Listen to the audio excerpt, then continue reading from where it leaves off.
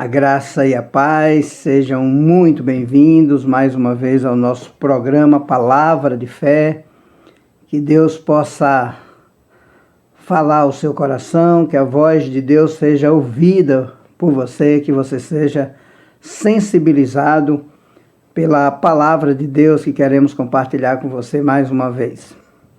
Eu quero ir com você no livro de Isaías, no capítulo 6, e eu quero compartilhar um pouquinho acerca dessa visão que Isaías teve e fazendo um paralelo com a igreja de Jesus.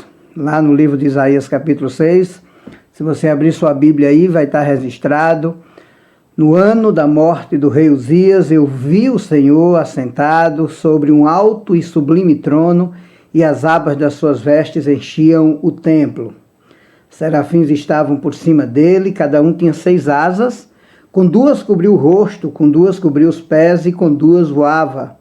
E clamavam uns para os outros, dizendo: Santo, Santo, Santo é o Senhor dos exércitos, toda a terra está cheia da sua glória. As bases do limiar se moveram à voz do que clamava, e o templo se encheu de fumaça. Então disse eu: ai de mim, estou perdido, porque sou homem de lábios impuros, habito no meio de um povo de impuros lábios, e os meus olhos viram o Rei, o Senhor dos exércitos. Então um dos serafins voou para mim, trazendo na mão uma brasa viva que tirara do altar com uma tenaz. Com a brasa tocou os meus lábios e disse: eis que a tua iniquidade foi tirada e perdoado o seu pecado. Depois disto, quer dizer, depois deste processo de ir lá, ouvi a voz do Senhor que dizia: quem enviarei, quem há de ir por nós? Então disse eu: eis-me aqui, envia-me a mim. Então ele me disse: vai e dize a esse povo. Interessante que essa passagem das Escrituras fala bastante ao nosso coração. Eu quero orar com você, pedindo a bênção do Senhor sobre sua vida. Senhor Deus, nosso Pai, obrigado por esse privilégio de poder compartilhar a palavra de Deus aqui através dessa televisão. Pedimos a tua bênção sobre nós e sobre todos os que estão ouvindo e ouvirão esse programa. Que a tua voz alcance o coração de cada um, que cada um seja sensibilizado pelo teu Espírito Santo, que a tua palavra, que é viva e verdadeira, viva e eficaz, possa transformar a vida de tanta gente que eu sei que nessa hora precisa de ti. Abençoa em nome de Jesus a cada um. Amém. Essa passagem de Isaías que nós acabamos de ler é interessante porque nesse momento o povo de Deus, o povo de Israel, estava vivendo um momento muito difícil. O povo de Deus havia perdido o seu referencial maior naquele momento ali, que era o rei Uzias, o bom rei Uzias. E ao perder esse referencial terreno, esse líder que era referência ali no povo de Israel, Isaías então vai ao templo. E ele vai ao templo e ele percebe a presença de Deus. Primeira coisa que eu queria deixar, a primeira mensagem para você, é que no momento difícil, no momento da dificuldade, no tempo da aflição, no tempo da angústia, corra para Deus, nunca corra de Deus, porque Deus é realmente a solução, é Deus quem pode ajudar a gente, é Deus quem pode guiar a gente, é Deus quem pode suprir a gente. Então, corra para Deus, não corra de Deus. Na circunstância mais adversa que você esteja vivendo ou venha a estar ou venha a viver, você precisa correr para Deus. Essa é a primeira mensagem. Precisa entender que tem um Deus que tem o controle de todas as coisas e que nada acontece por acaso na sua vida. A segunda coisa que eu quero deixar para você, que é interessante, é que além de Isaías ter corrido para Deus, ele chegou ali e ele percebeu que Deus estava num alto e sublime trono, reinando soberanamente, majestosamente. Estava ele ali acima de tudo e acima de todos. Então nunca esqueça que apesar das lutas, apesar das dificuldades, apesar das angústias que você esteja vivendo ou que você venha a viver, apesar de tudo, Deus está no trono. Ele nunca perde a majestade, ele nunca perde o controle, ele nunca, absolutamente nunca é pego de surpresa. Deus vai estar sempre no trono, reinando soberanamente. Esse Deus que Isaías viu no trono é o mesmo Deus de quem Davi fala no Salmo 139, quando ele diz assim: Senhor, tu me sondas e me conheces. Tu sabes quando eu me assento e quando eu me levanto de longe. Penetras os meus pensamentos. Esquadrinha o meu andar e o meu deitar e conhece todos os meus caminhos. Ainda a palavra nem me chegou à boca, e tu, Senhor, já a conhece toda. Tu me cercas por trás e por diante, e sobre mim põe a tua mão.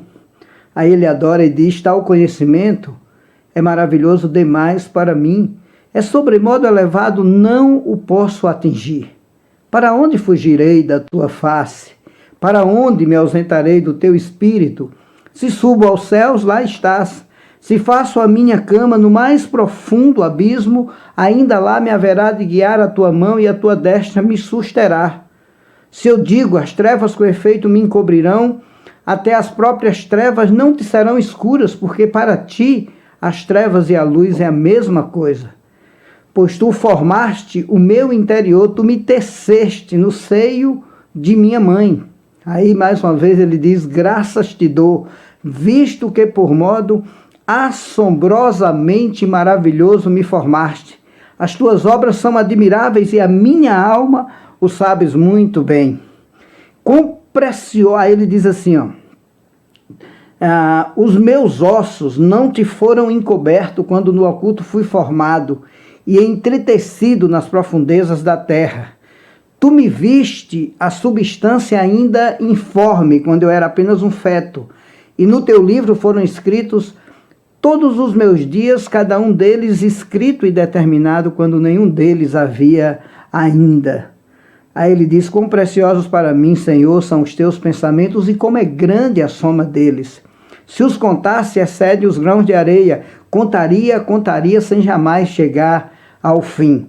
No verso 23 e 24, ele diz: Senhor, tu me sondas e me conheces. E ele diz: sonda-me, ó Deus, e conhece o meu coração. Prova-me, ó Deus, e conhece os meus pensamentos. Vê se há em mim algum caminho mau e guia-me pelo caminho eterno.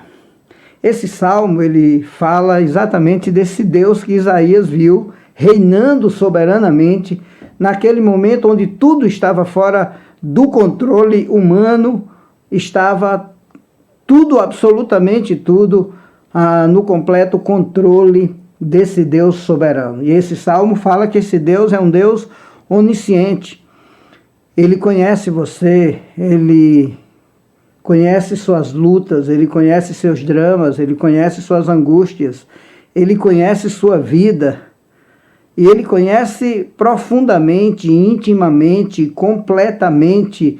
Ele conhece seu passado, ele conhece o seu presente e mais ainda, ele já conhece também o seu futuro, porque ele é um Deus que está para além do tempo, ele é um Deus atemporal, é um Deus que não está limitado nem ao tempo e nem ao espaço.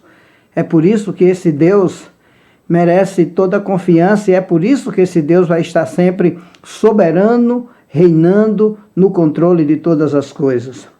É interessante que o salmista percebe isso, e é por isso que ele faz essa oração e diz: então, já que o Senhor me conhece tanto assim, e já que o Senhor está tão presente comigo, eu quero dizer para ti que o Senhor pode sondar meu coração, pode sondar minha mente, pode olhar para mim e ver que se tem algum caminho que está fora da trilha, fora do riscado que o Senhor planejou para mim, e me guia por esse caminho que é eterno, que é o caminho para o qual o Senhor planejou para eu andar, para eu trilhar, para eu caminhar.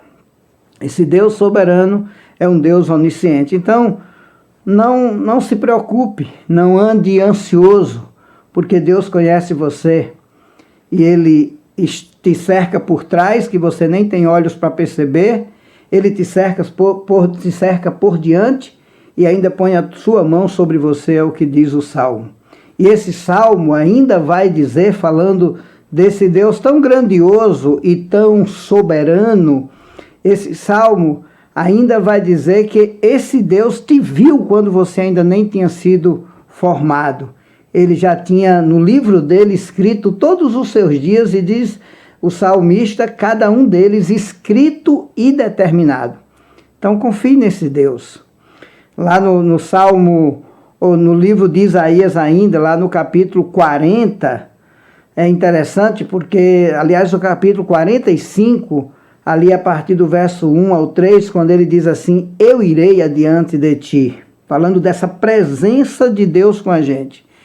Eu irei adiante de ti, eu endireitarei os caminhos tortuosos, eu quebrarei as trancas de ferro, eu despedaçarei as portas de bronze, dar-te-ei os tesouros escondidos e as riquezas encobertas, para que vocês saibam que eu sou o Senhor.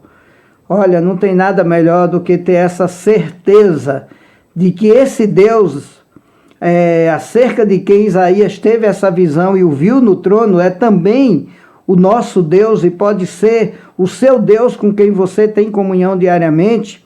Esse Deus pode ir adiante de você e pode endireitar os caminhos mais tortuosos da sua vida. Ele pode quebrar as portas de ferro, as trancas, os cadeados, as portas trancadas que precisam ser abertas. Ele tem esse poder de abrir essas portas só para abençoar a sua vida.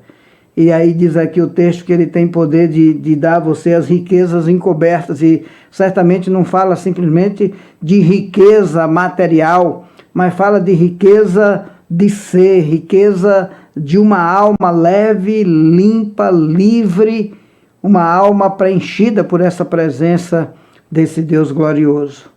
Mas olha, Isaías viu Deus e Deus era no trono, esse Deus soberano. Eu queria desafiar você a confiar nesse Deus e esperar nele.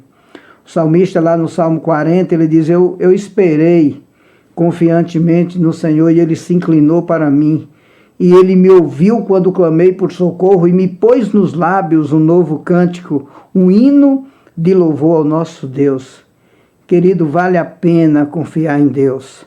Vale a pena esperar nesse Deus. Vale a pena confiar nesse Deus.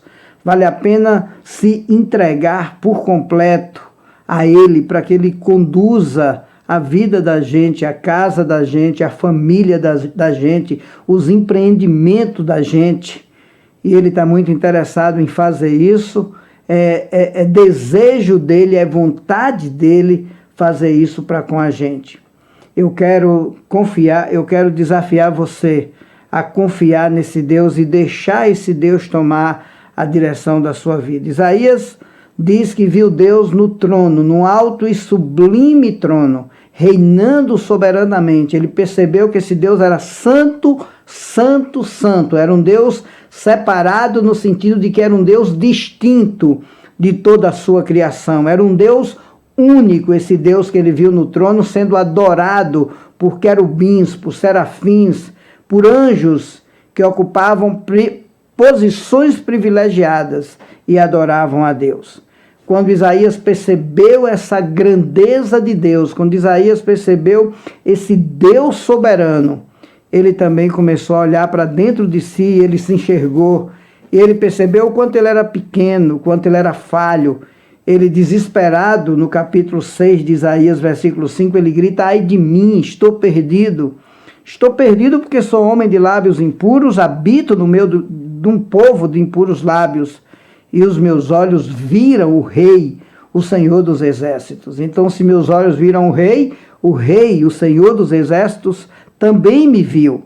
Na verdade, Isaías se quebranta diante dessa presença soberana de Deus. Ele se quebranta completamente. Na verdade, essa é uma atitude de qualquer um que se aproxima de Deus, de qualquer um que contempla de alguma forma essa presença do Criador de todas as coisas, daquele que sustenta absolutamente todas as coisas pelo seu poder. Quando nós contemplamos essa presença, nós nos enxergamos e nós nos quebrantamos. Aliás, ninguém entra nessa presença de salto alto. É interessante que Moisés uma vez vai dizer que teve uma visão de Deus, da glória de Deus, e quando ele teve aquela visão de Deus numa sarça, aquela presença de Deus, disse: olha, tira a sandália dos pés porque esse lugar é santo. Deus é santo. Às vezes eu não entendo como alguns dizem assim, que teve uma presença, uma visão, uma aproximação da glória de Deus e ficou maravilhado. Olha, diante da glória de Deus, a gente fica bem pequenininho, a gente se enxerga, a gente percebe essa grandeza, a gente se quebranta. E não tem nada melhor do que um coração quebrantado e contrito, porque isso agrada o coração do Pai.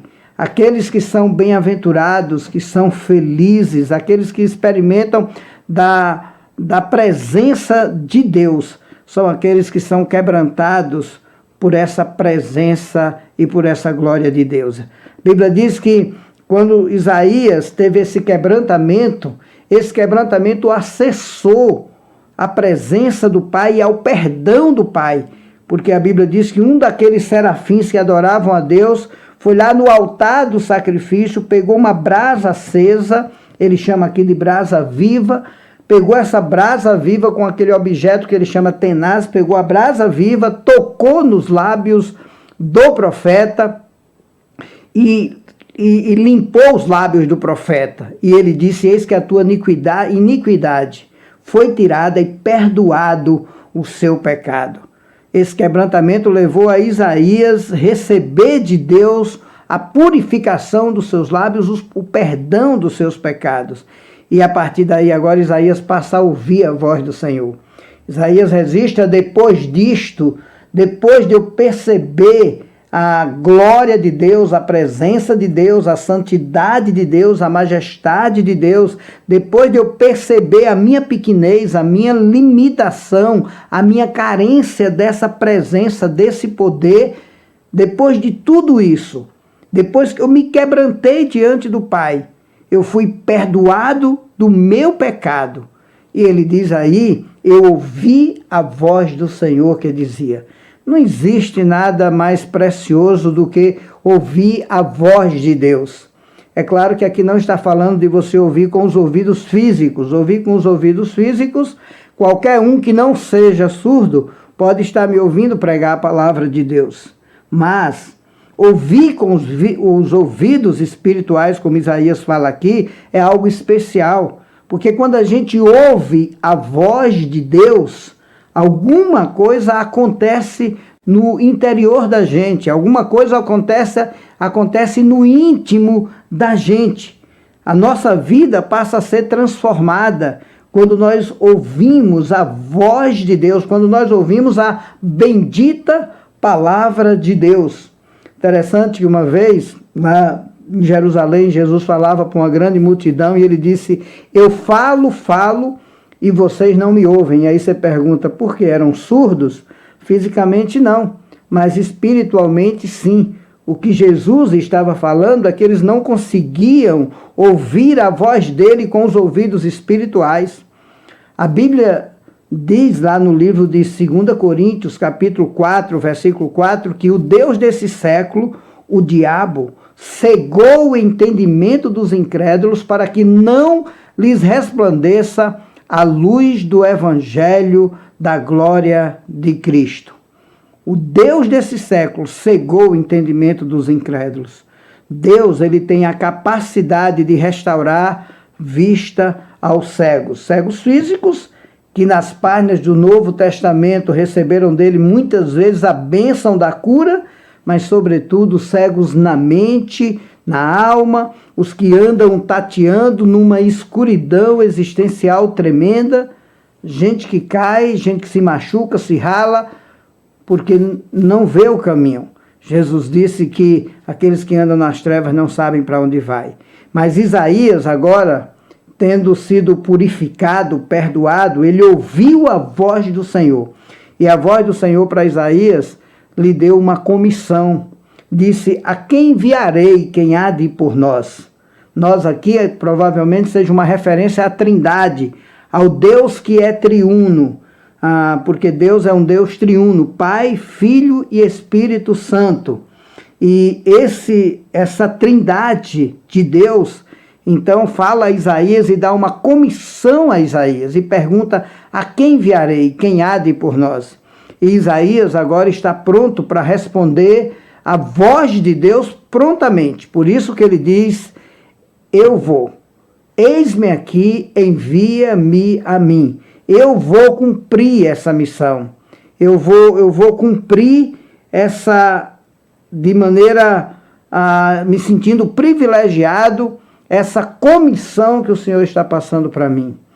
Quando nós ouvimos a voz de Deus, nós também nos dispomos a ir de encontro a tanta gente que precisa da palavra de Deus, tanta gente que precisa da mensagem que está no coração daqueles que os olhos espirituais já foram abertos, que já entenderam a palavra de Deus e como nós precisamos ir. Só para lembrar você, quando Jesus esteve aqui na terra, ele veio, ele morreu na cruz do Calvário, ele ressuscitou ao terceiro dia, e quando ele ressuscitou, ele deu uma comissão.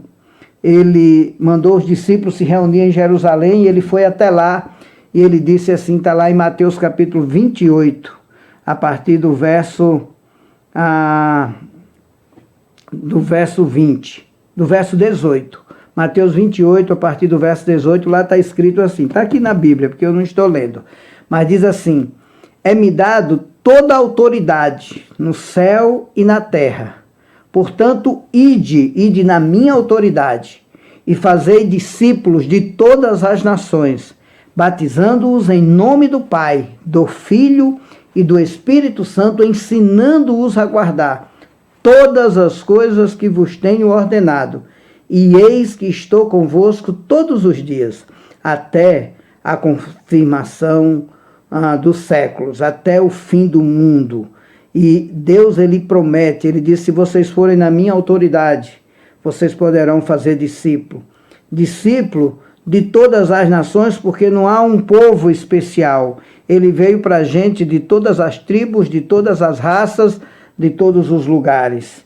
Mas ele disse também que a nossa obrigação é fazer discípulo, ensinando esses discípulos a obedecer, a guardar a palavra de Deus. E ele faz uma promessa dizendo que no exercício dessa obra, ele vai estar conosco todos os dias, ele vai estar com aqueles que estão envolvidos nesta obra todos os dias até a consumação do século. É interessante que depois que Jesus ressuscita, um dos assuntos principais dele foi falar dessa missão. É por isso que os crentes, aqueles que abriram os olhos espirituais e creram no Evangelho, é por isso que eles não param de falar do Evangelho. Pelo menos não deveriam parar de falar do Evangelho, porque eles, enxergando essa verdade, recebendo de Deus essa comissão, o crente, ele tem a responsabilidade de cumprir essa missão, ele tem a responsabilidade de fazer bem esse trabalho. É interessante também que lá em Marcos 16 e 15, ele diz: ide por todo mundo e pregai o Evangelho, quer dizer, cumprir essa missão a toda criatura. Quem crê será salvo, quem não crê será condenado. Mas ele manda fazer essa comissão, manda cumprir esse dever. E só para concluir, em Atos 1:8, ele diz: recebereis poder. Quando Jesus já está subindo para o céu, ele está subindo e falando: recebereis poder ao descer sobre vós o Espírito Santo, e sereis minhas testemunhas, tanto em Jerusalém, como na Judéia, Samaria e até aos confins da terra. A minha oração é que você possa, na circunstância mais difícil da sua vida, olhar para Deus e enxergar Deus no trono, reinando soberanamente. E ao enxergar Deus no trono e ter esse impacto da glória de Deus, você possa se quebrantar diante da presença dele. E esse quebrantamento vai levar você a uma comunhão com o Pai, a presença do Pai mais íntima. Você vai ser perdoado dos seus pecados, você vai ouvir a voz do Pai e você vai poder responder essa voz dizendo: eu vou cumprir a sua missão. Quero terminar esse tempo com uma oração, Louvo muito a Deus por essa oportunidade de estar nessa televisão compartilhando a palavra de Deus. E louvo a Deus por aqueles também que nos ajudam aqui operando com as câmeras e tudo mais. Que Deus abençoe a todos dessa emissora, que Deus abençoe a todos que estão nos ouvindo. Senhor Deus, que a tua palavra, mais uma vez eu te peço, alcance aqueles que precisam da mensagem salvadora e libertadora. Que a tua palavra possa libertar pessoas de angústia, de dores e especialmente libertar da pena do pecado, da escravidão do pecado, para que um dia estejam na tua presença também libertos da presença do pecado. É o que eu te peço, em nome de Jesus. Amém. Que Deus abençoe a todos.